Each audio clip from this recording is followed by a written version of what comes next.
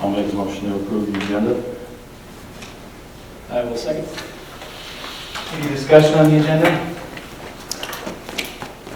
Nicole? Aye. Tom? Aye. I'll vote yes. Sam? Aye. David? Aye. Passes 5-0. Did you second that? I second it. Okay, thank you. Thank you. On to business. Letter A, discuss Randy sanitation contract renewal. Matthew Herman.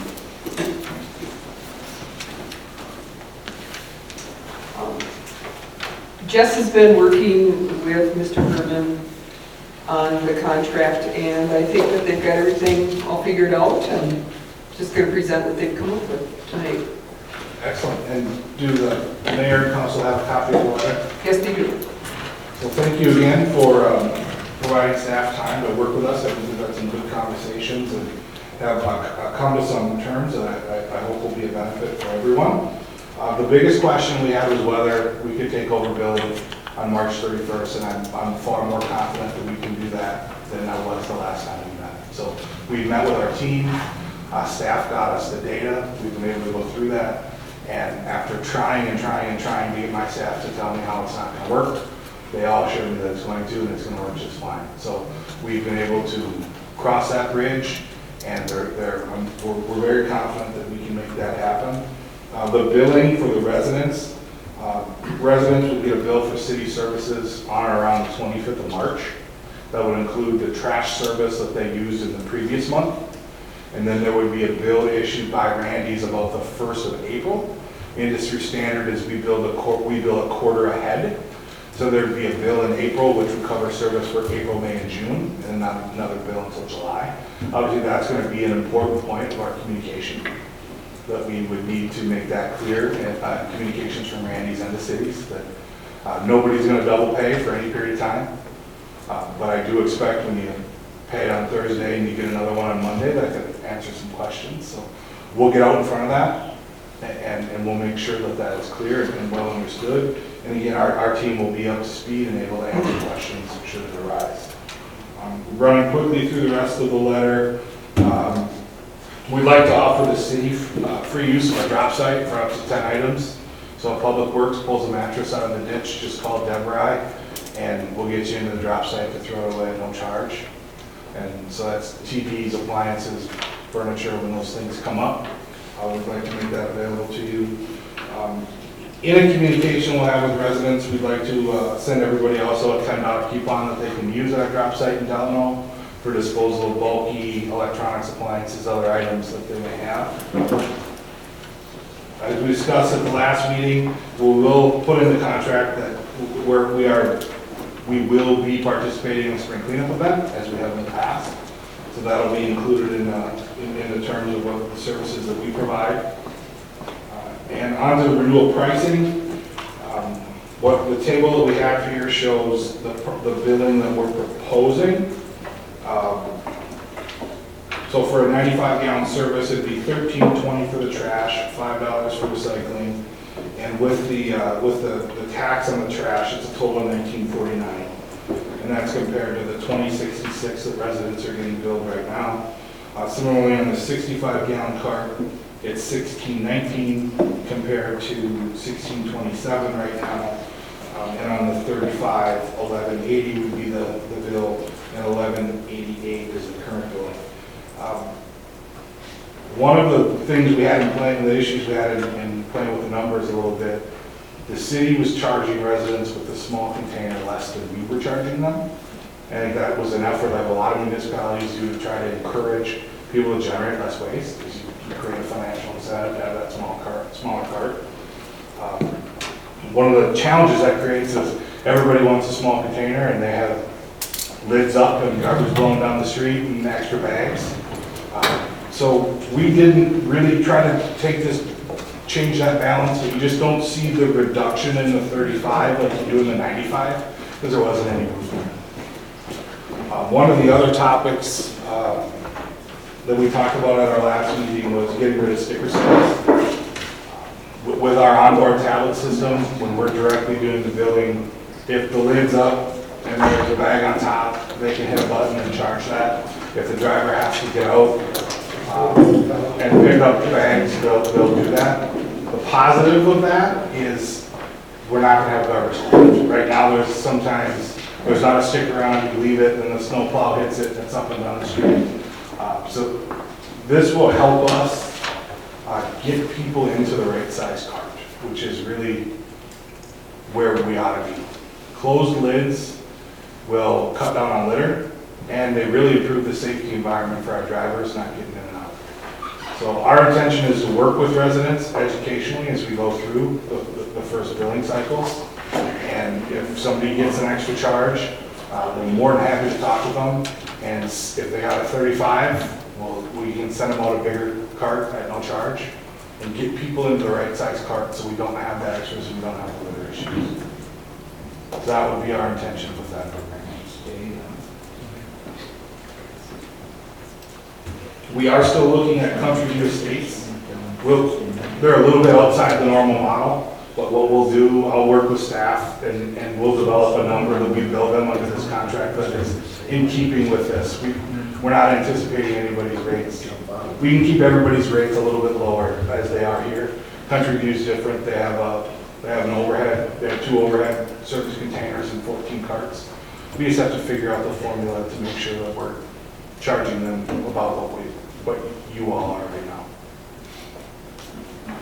So that is the proposal in front of you, and I'm very thankful for the opportunity to put this together. And would be willing to hear anything else you might like added to the contract or any questions that I can answer.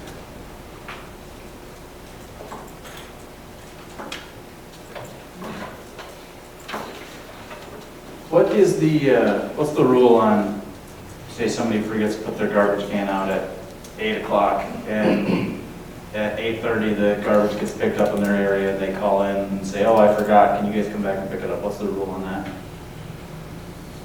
Well, I wouldn't say there's a rule. We can communicate with our drivers pretty quickly. If the driver's still in the neighborhood and we know about it, it can be very easy. We have somebody coming by, it can be very simple. Or it can be, hey, can we pick up twice? Can we pick up double next week? So customer service will work to find what solution works best. If it's a recurring thing, in the open market, you can have $20 return trip charges. We're in the customer service business.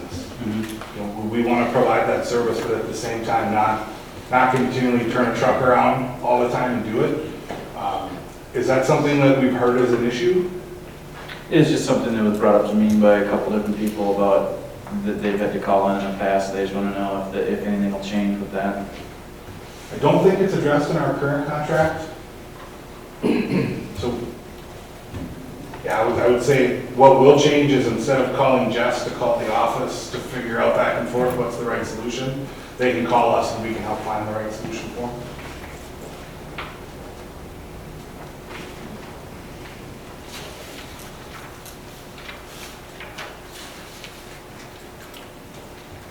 Any questions for Mr. Herman? Sorry.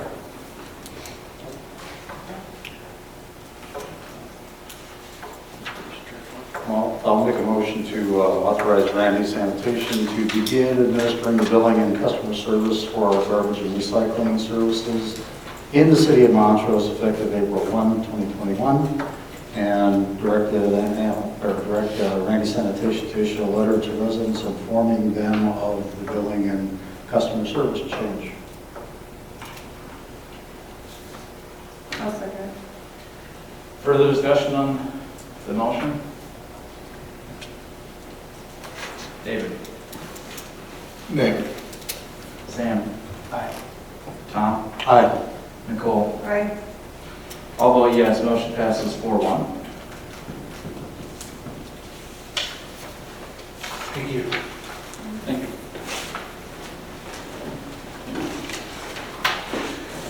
Conditional use permit approval for 111 Buffalo Avenue South.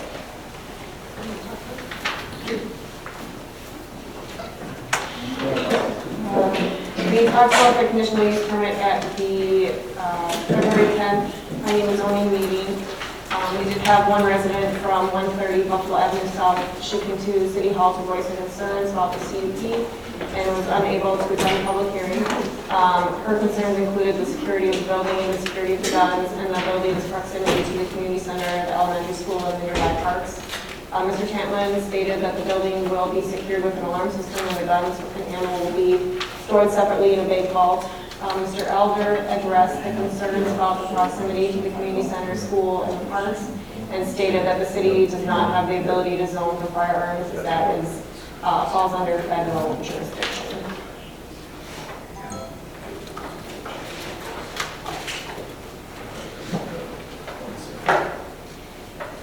And the Planning and Zoning Commission did make a motion to approve CUP. I don't know if you want to talk about that at all, John? That was unanimous, we didn't see any issues or problems with it. If he's gonna invest that kind of time and money, it's gonna be locked up safe, so. Yeah, didn't the feds have the approval to begin with before the process started? Yeah, the FFA and everything, he's got to get the permits in order. He has to get the CUP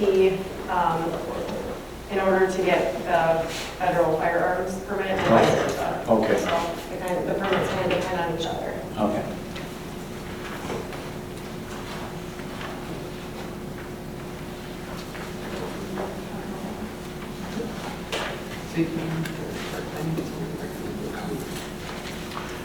Okay, I'll make a motion to approve resolution 2021-09.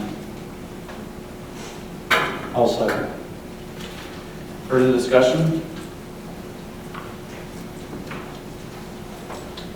Nicole? Aye. David? Aye. Sam? Aye. Tom? Aye. All vote yes, motion passes 5-0. Thank you.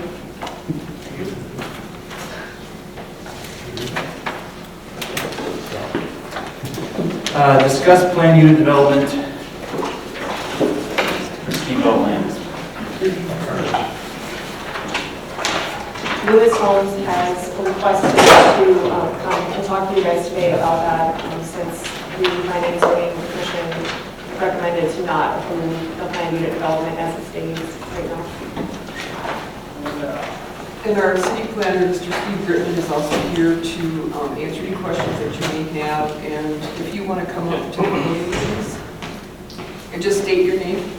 Good evening, Scott Loomis with Loomis Development. Thanks for taking the time for this discussion. We just wanted to kind of see any comments, concerns, or anything you guys have to kind of enlighten us on to see what we can do to move forward to get this project to work. You know, it's kind of a tough infill project here with not being able to have the through street here.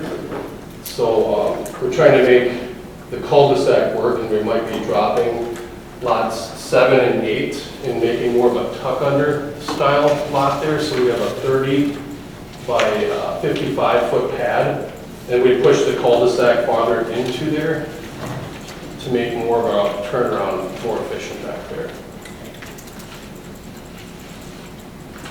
So I know there's a lot of concern about the density there, because this was originally a preliminary plat for 9 lots, and we're trying to get, we'd like to get 14, but if we can get 13, we can make it work. It's just the cost of construction and everything, the 9 lots just isn't financially feasible to develop.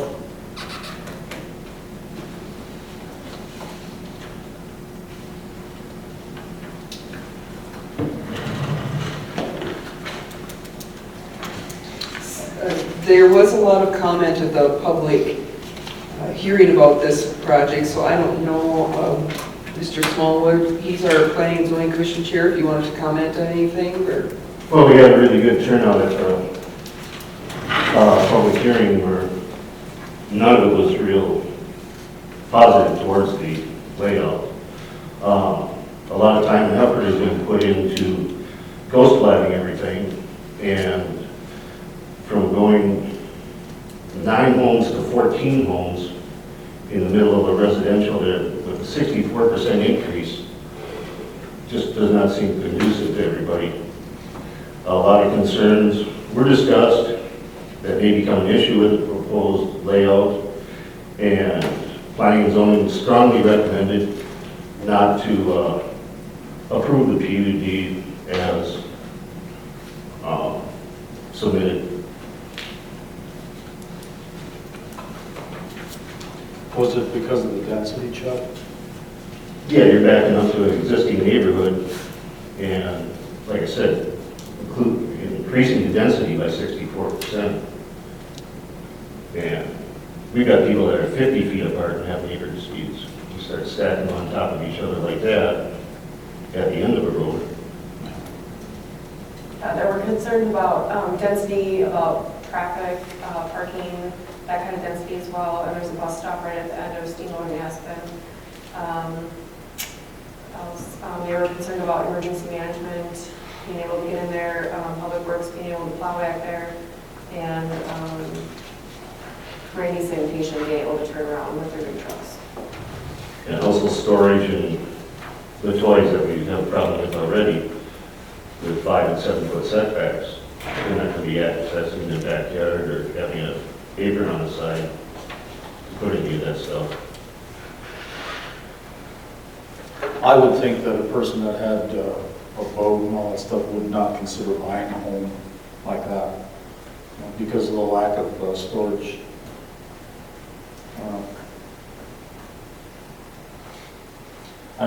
My concern was the cul-de-sac for fire department to be able to turn a truck around down at the end. And, getting the snow plows turned around at the end of the cul-de-sac. So I can address the cul-de-sac on the fire department side, kind of. When I first looked at this, it raised the same concern to me. But then looking around town and what we currently have and how this is proposed to go in the future, again, the future could be a year away, it could be 10 years away, as it is in some of our current developments. But we do have some dead-ended streets already that we would have to overcome, Steamboat actually being one of them. Granted, there's that cul-de-sac right behind, but that still doesn't help us with 3 or 4 houses that are beyond that one little cul-de-sac in the middle there. We would make it work, and regardless of what the council and commission decide, we're going to make things work. There are some issues with the response and things like that. The cul-de-sac really isn't that big of an issue for us. It'd probably be more of an issue for Public Works and Randy's, I would think. The biggest thing that concerns me, and I would echo Chuck on this, would be the density thing. So, Yeah, I saw that in your report here that basically it was if one house goes up, you're just going to scrap that one and maybe the next one and move on to 2 away to keep those from going up. it's very possible. We've been very successful in our fire suppression duties in the city, and a lot of that does have to do with the planning commission's work on setting setbacks and things like that, preventing exposure fires. When they're this close together, if number 4 starts on fire, by the time we get there, that fire is roaring. In a regular setback type situation, we can still probably deal with it, whereas in this one here, my biggest concern would probably be 3 and 5 to prevent those ones from going up, and then 2 and 6 going, and just the domino effect with this close density. And again, we deal with these densities in mobile home areas, apartment complexes, things like that. So again, whatever the council and commission decide, we're going to work with. We're going to do our best ability to put a fire out regardless of where it is and stuff. But the density thing can be of issue when we're trying to protect additional property other than the primary incident property. And from my understanding, some of the concern in general is just that there's going to be additional houses added back there and they're used to nothing being back there. Is that kind of the general consensus from what I... I think from what people were saying is that there's a lot of kids in the area. You're adding, let's just say, roughly 20-some extra cars coming up and down the street. I actually drove Steamboat yesterday, and it's pretty tight street as it is. So I can see some safety concerns with that, and the side setbacks too kind of concern me a little bit. Yeah, lost my train of thought, but that was kind of the feedback I got, was the safety of the amount of kids already in that area.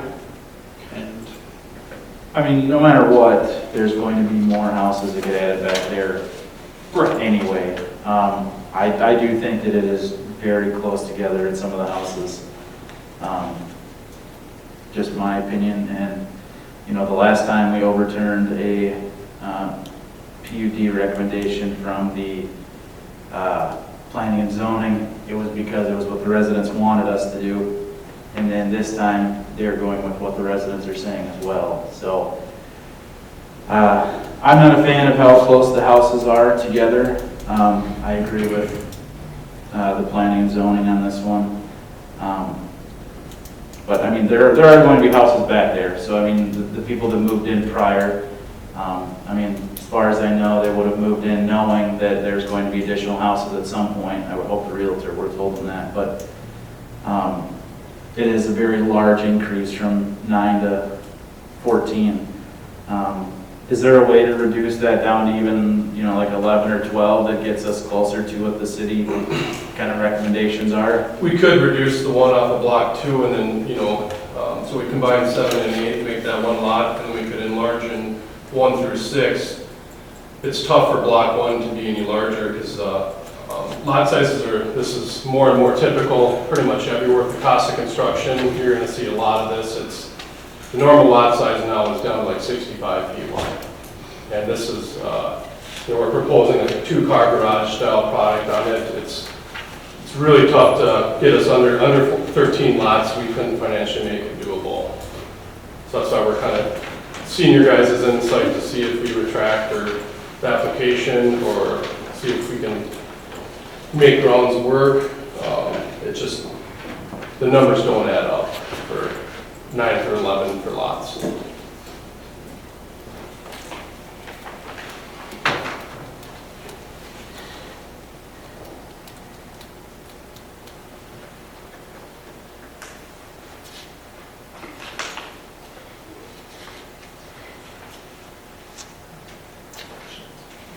there any more questions?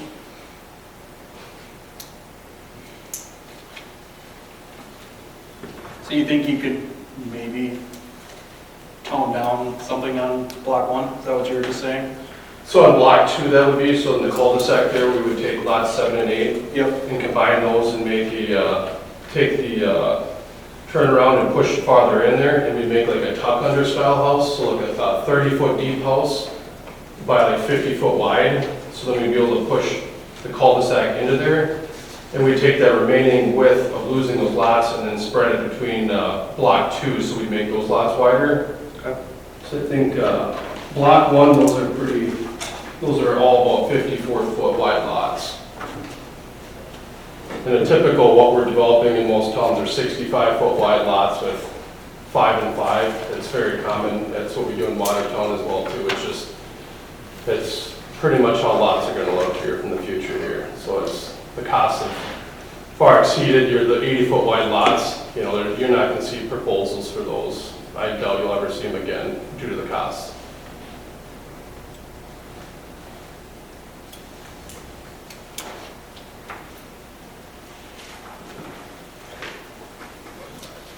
One question, you keep referring to cost, is that just the cost of the lumber that's tripled recently, or?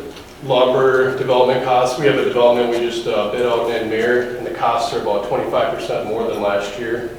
So the cost of just everything is just going up. People are taking advantage of market conditions, and everything in a house has gone up this year probably. You know, lumber's been the worst, you know, that's tripled like you said, and then appliances, steel went up, aluminum, soft fascia, so the cost of a house is just, it's getting to that point where the development has to work to get the house to work as well. Just I started it. Two? Yep. Can you get paid anything?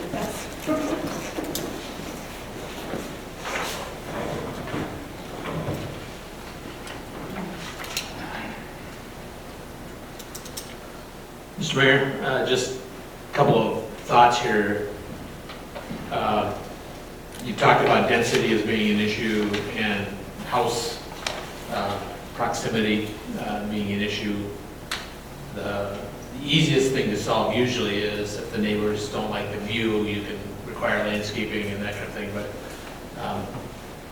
house proximity and those kinds of things really are a function of, how many buildings and how big those buildings are. So under a PUD, you have a lot of discretion to add conditions related to pretty much anything, architectural, site planning, whatever it may be. I was just doing a quick calculation, so it's always a bad idea to do math at a meeting, but it looks to me like if they eliminated one of the lots on the north side of the street, went from 8 to 7, your total side yard separations would end up being somewhere around, instead of 10 feet building to building, be somewhere around 18 feet building to building, if you kind of apportion that out to the side yard setback, which is still not 10 and 10 like some of your zoning is, but it's closer. Doing the same thing on the south, and obviously the applicant is not proposing this, but if you did the same thing on the south, you'd end up more like 25 feet building to building with using the same building design that they've got. So if you were to go to 12 units, again, the north side, you'd have about 18 foot of separation. The south side, you have about 25. Just so you know the numbers, if that's... Well, I was looking at that in my head too, of if there are 54 side to side, the yards, that you could get up to close to the 65 or 60-ish some odd feet. What is our current standard that we have right now? Is it R1 district side yard is 10 feet, so usually... Yeah, what is our lot size side to side now? Is it the 80? Oh, 80 foot in width, yes.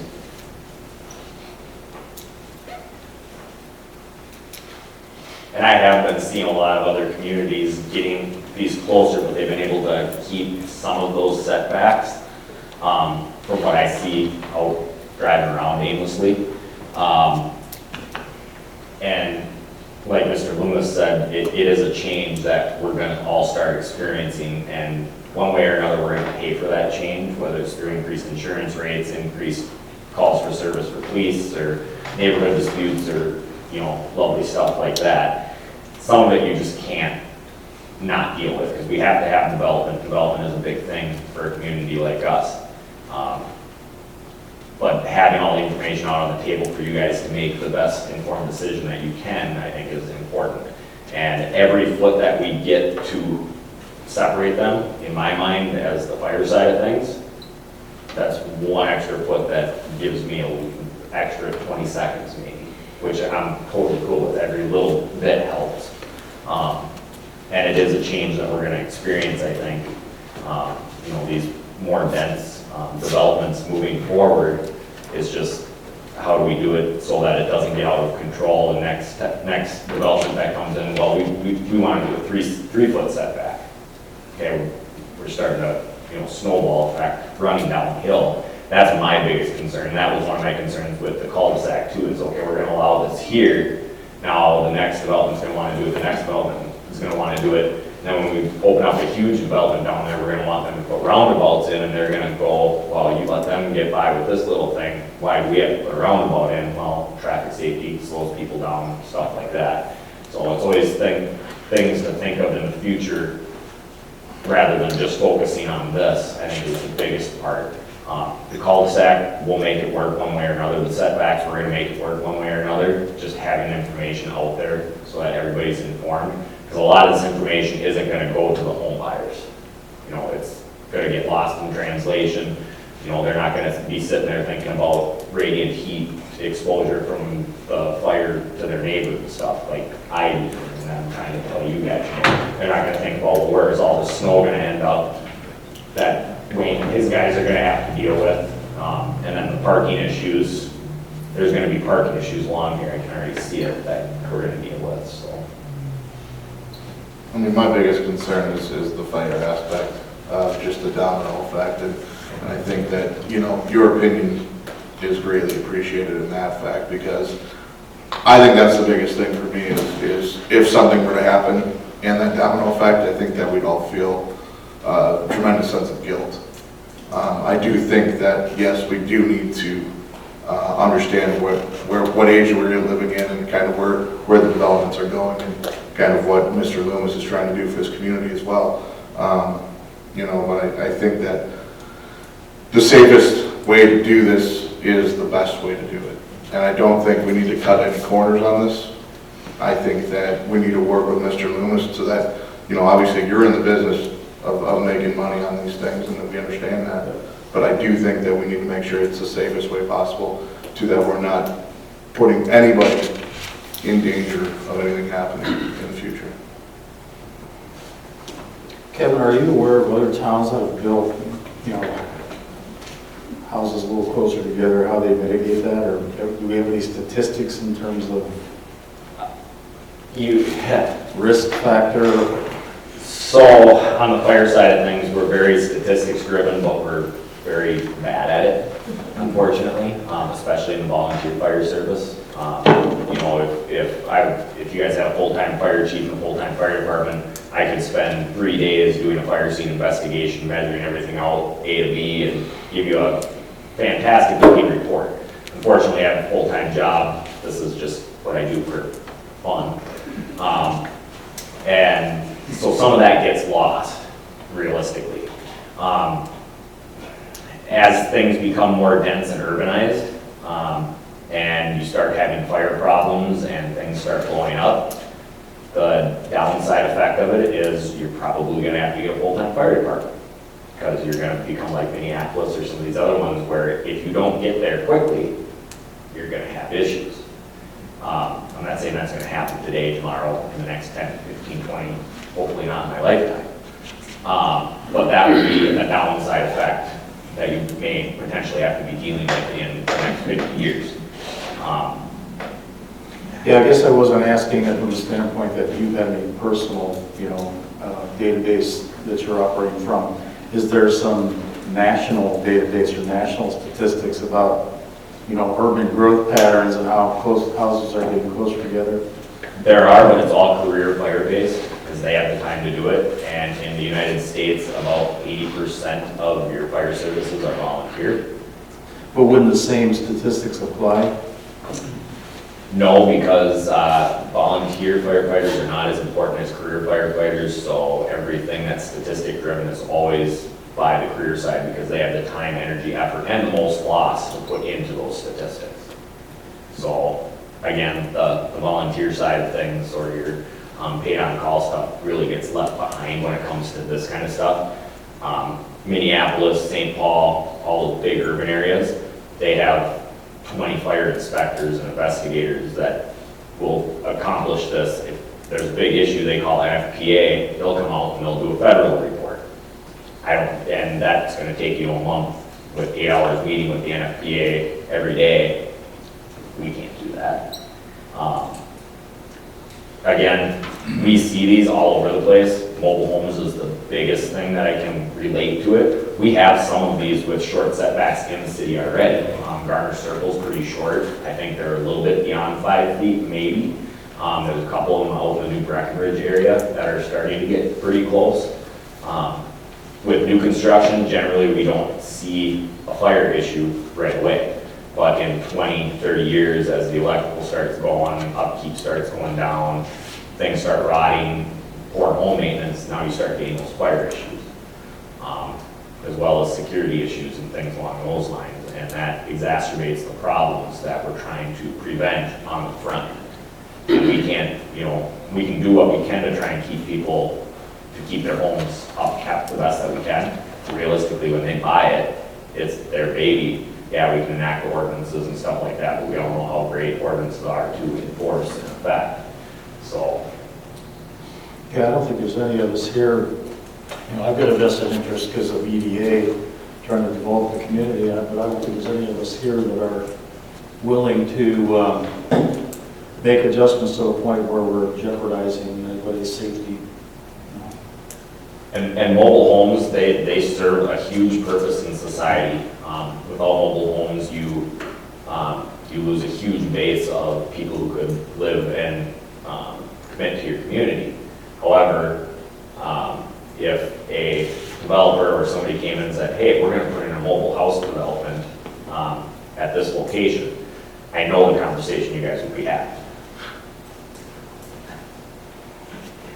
just throwing it out there. So this isn't a mobile house development. This is something totally different, and it's new to us, but it is becoming fairly standard that it's happening, I think. I drive around Monticello a lot, I drive around Otsego a lot. I see these, and they scare me from the perspective of a firefighter and a cop and an emergency manager. But again, my job isn't to deal with this side of things most of the time, it's to deal with the after effects. And as long as I get to say my piece, I'm happy with it. And like I said, we're gonna make it work. If you guys wanted to put a mobile home development in, okay, that's fine. We're gonna continue to respond, we're gonna fight the fires, we're gonna go to the medical, we're gonna go to the domestics and the neighbor disputes. And it's a fact of life. So the city of Chaska, actually, they are very familiar with the 5-foot setback, so they're doing 70-foot wide lots, and the setbacks in the side yards are 5 and 5 and 75 and 70-foot wide lots. And what they do, the code is anything within 5 feet of the property line has to be fire rated. So basically in Chaska, your gable eaves that stick out a foot, we have to drywall those because they're within the 5-foot rule. So that's typically how we fix that problem, is you fire rate the soffit and fascia, and then that's considered a fire rated wall in the envelope there of the 5-foot rule. For a while. Until there's hail damage and then they replace it and then they get a general contractor's like, well, you don't need this, we're just gonna put regular soffit and fascia in. And they try to do a home repair themselves. But, I mean, that's a Disintegrate. yeah, and that's a great thing. I think it's something that needs to be considered and included if this is what it were to be. But again, it doesn't help down the line when people start making their own home improvements with all permits and stuff like that, which happens regardless. So would you guys be more favorable to have 5 lots in block 1 and then 7 in block 2?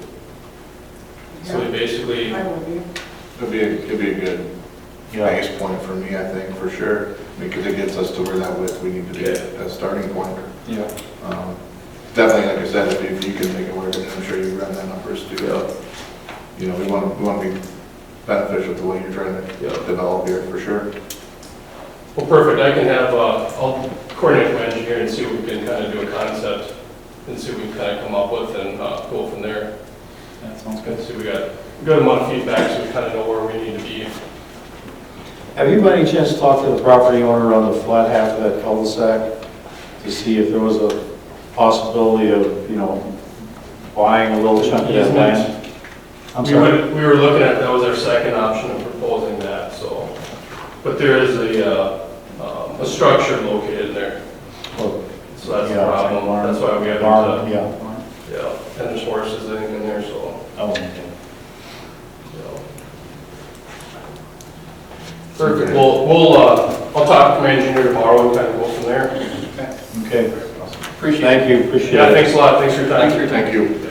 So, Mr. Gritman, how do we proceed then? Because this was going to be, we're going to bring it to the city council March 8th for their approval. Do we have to do that, or? I think it, excuse me, Mr. Mayor, Council, I think it would probably good to ask the applicant to provide a request to table, and then come back to you with their revised version, trying to accommodate the council's comments and obviously acknowledging planning commission's recommendation. If you get a request to table from them to extend your calendar, I don't know where you are in your 120 days for, but yeah, to wherever you might need to make sure you have time Okay, to get it in the calendar. What's that? Just if you could submit an email or a letter, Yep. just asking to be tabled from the March 8th agenda Yep. to the appropriate time, if you, maybe the April meeting, Okay. and then that would be, it'd be good to have that in the record. Just Yep. I'll coordinate with them tomorrow on that, so. well, and then just bear in mind too that we probably, it will be, there's a 5th Monday in March. So you will probably have a meeting, you can make that a special city council meeting Your approval is there as well. Perfect. Okay. Sounds good. Okay. All right, thanks a lot. Thank you.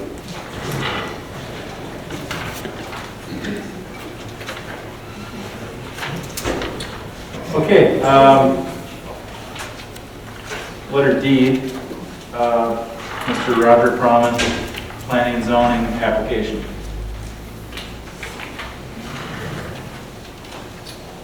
Roger had applied to be on the city council and there's an open seat, and we picked David, of course, and now Roger's asking to be on the planning and zoning, and I personally think that he would be a good addition. We've also had some people leave recently, so I think it'd be good to keep the numbers up. And planning and zoning did recommend to approve putting him on that commission. I'll make a motion to appoint Mr. Roger Froman to be a member of the city's planning and zoning commission. Second. Any further discussion? David? Aye. Sam? Aye. Tom? Aye. Nicole? Aye. All vote yes, motion passes 5-0.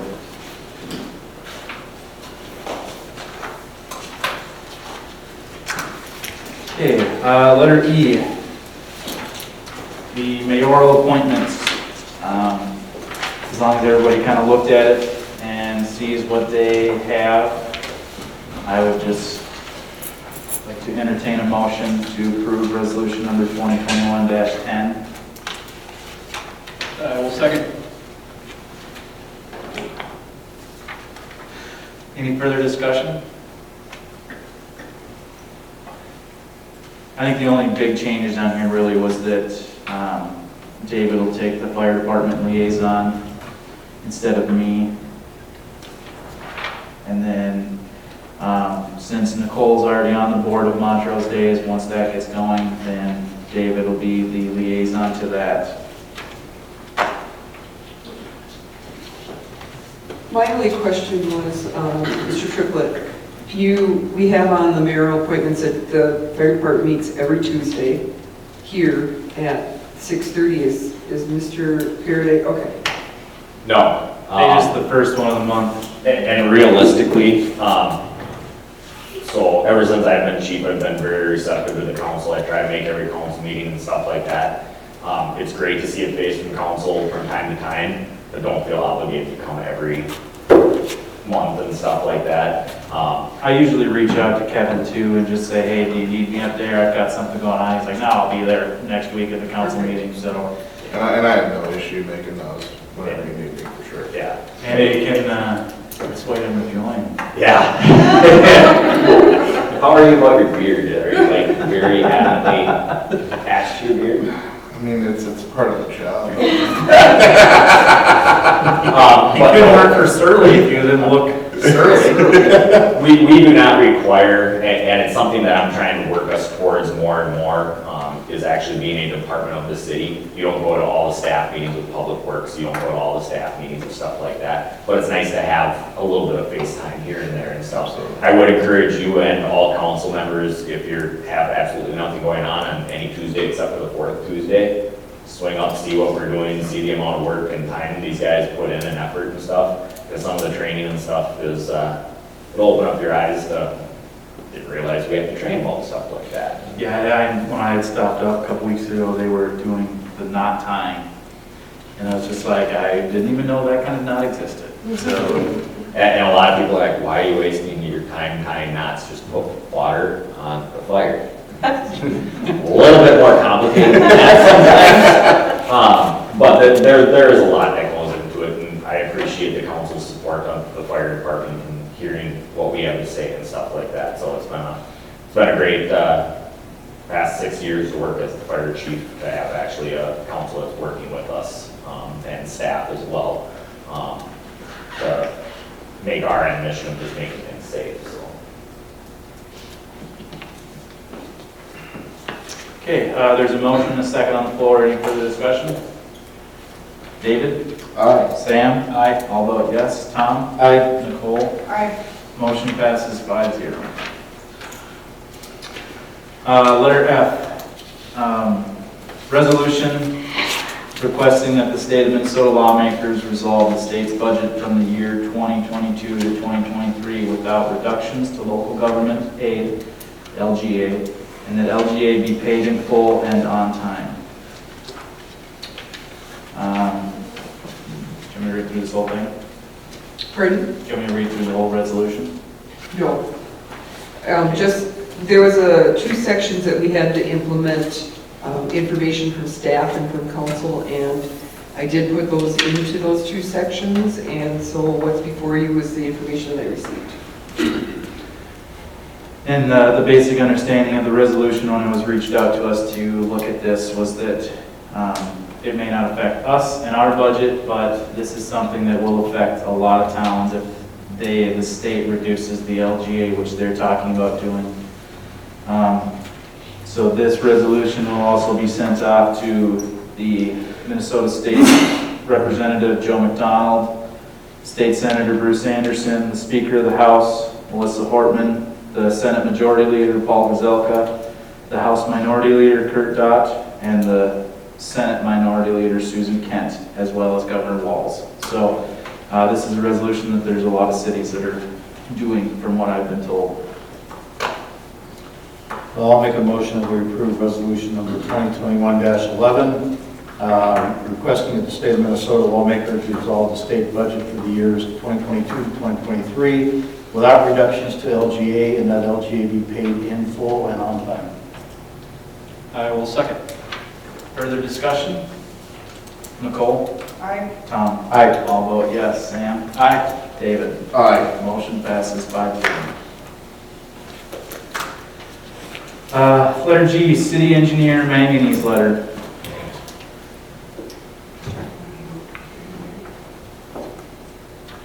Yes, I did work with Mr. Greg Hoagie on this, and several staff members did too, and we put our input into writing what we thought would be a good way to present this to residents in town here. And we would just want kind of a formal approval so we can send this out. The way that we're going to get it out to residents is we're going to get it provided to the printing company that does our newsletter. They have our mailing list, and they'll mail it to each other, as well as Miss Bonnie will put it on any social media, the letter on any social media that we have available to us. Does the, when the newsletter goes out,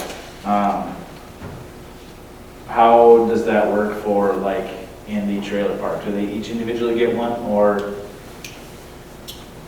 Because that, I can't say, I've ever heard from nobody down there that they get a newsletter. So that's why, that's a very big area to not get a letter if that were the case. Yeah, we'll have to try and get a hold of the people who manage the trailer park, because we do not have current addresses for all of those. A lot of P.O. boxes and such, we used to try to deliver them down to the trailer park, but there's nowhere to really put things in their mail area, like we do at Country View or Rosehaven, some of the bigger apartment type buildings around town. So yeah, we'll have to just get a hold of the people who manage the trailer park and get a list from them. And we can add it to our address list. Yeah, that'll be good. I think that's an area especially that could be affected by this stuff. Yep. I'm not sure how the water softeners and all of that go, so. They will be included.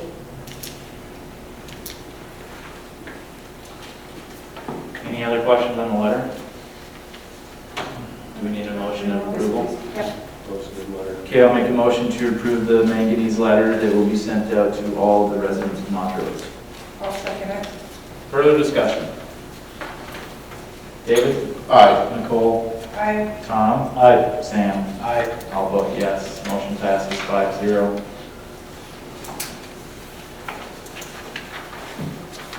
Nothing other on the agenda, I believe. I just had, I was just going to speak about Ms. Manson, Mr. McCormick, and I met with the Employee Development Committee to discuss the city administrator contract and the salary for the city clerk treasurer. For both items, we did come to a tentative agreement, which will be brought before full council at the March 8th meeting. We just wanted to give you a heads up about that. And if anything else needs to be added to the agenda, you have to have it by this week? Is it Wednesday this Ms. week? Bonnieville will be sending out an email, it'll be next week, that you Next have to let week? us know by Monday at 4:30. And then any memos and stuff have to be given to us by 4:30 on Tuesday. And I've got another two. I've got prices on lawnmowers and tractors for the year. You get them every year.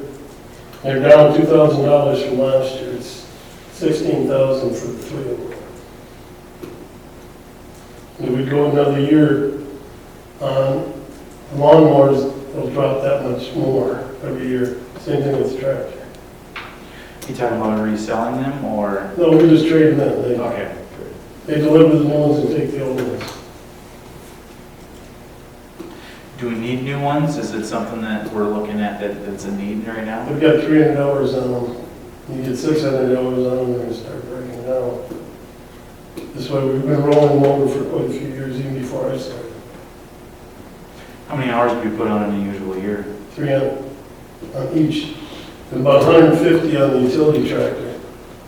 But we have all the attachments that fit us, and they give us a really good deal, trading that one up. I think that's one of those penny wise, pound foolish things. If you do agree with Mr. McCormick's recommendation, you'll need to make a motion to Yeah, allow I need him to to get a move motion. forward.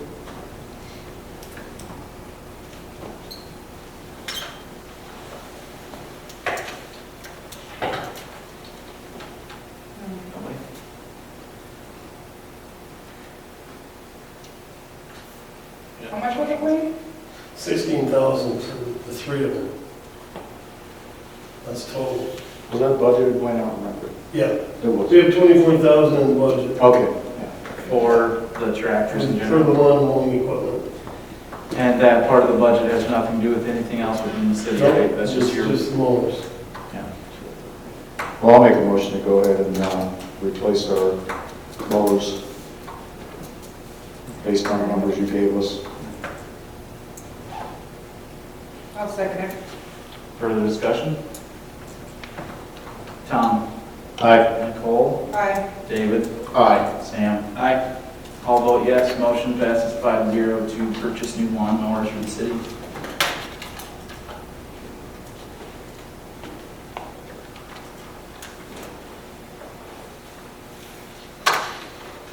Get anything, Kevin? Just a reminder that we're going to be doing our firefighter awards March 2nd on Tuesday. We're going to start with a little social time at 6 p.m. The awards hopefully at 6:30 and the gun raffle at 7. So That'll be in here. yes, yep. I'll make a motion to adjourn.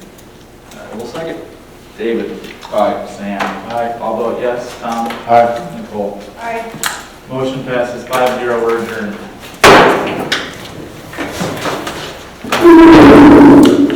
Get it. Oh,